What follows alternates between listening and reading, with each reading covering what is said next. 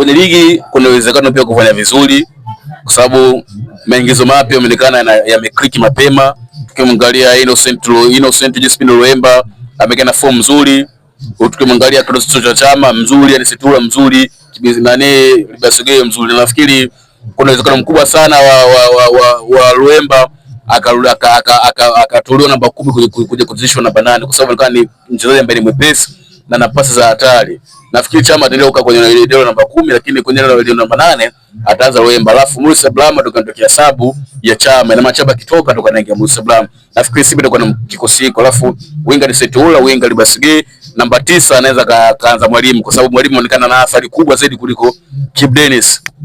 Muona, ila Mwalimu alikuwa anamshia Kibu Denis kwa sababu ya ukimlisha namba 9 asilia, maana yake atakuwa anakaa zaidi na mabeki, kwa mabeki wanakuwa nini, wana maki vizuri, lakini ukishoganisha na mfumo namba 9, maana mabeki wanakuwa waelewa mkabenani kwa sababu kila mtu anaweza kuingia kwenye space akafunga, lakini ukiweka target man, ina maana timu lazima mtu kama anacheza na target man hawezi kufunga. Kwa hiyo ndio maana hata coach alikuwa ana prefer zaidi kumweka Kibu kuliko Selemani Mwalimu na vitu kile, lakini tukiangalia kwenye bora wote tunakubaliana kwamba Mwalimu ni bora kuliko Kibu, lakini Mwalimu ni namba 9 typical, lakini Kibu ni winga. Wale kumweka pale Kibu winga kuwa kama Bonye au kama Boya, maana yake watu wanalali wawe wajua mkabe nani.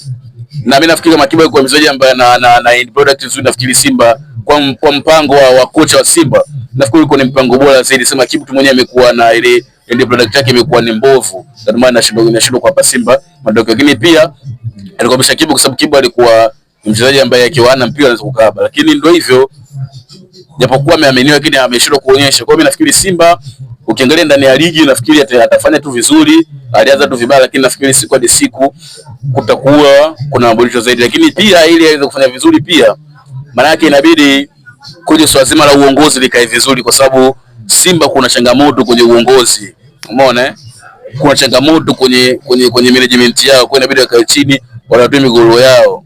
Kama kisha kutatua migogoro yao, maana yake itakuwa inafanya timu sisi tena kufanya vizuri, kwa sababu mchezaji yote kisha kwamba huko kuna makilele hata yeye mwenyewe ile morali inakuwa inashuka, performance inashuka. Kwa hiyo mimi nafikiri Simba ifikie hatua waangalie namna gani ya kumaliza migogoro yao na kufanya Simba iweze kuendeshwa vizuri. Endapo Simba itaendeshwa vizuri, nafikiri timu itakaa vizuri. Hata Simba ambayo ndio sifia miaka mingi ilikuwa inafanya vizuri, Simba ilikuwa na uongozi mzuri, kwa maana timu ilikuwa na relax inafanya vizuri.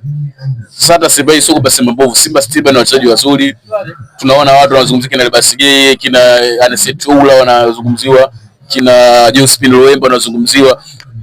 Kwa hiyo mimi nafikiri Simba bado na wachezaji wazuri, kubwa tu wenyewe wakawa tulie wafanye vizuri.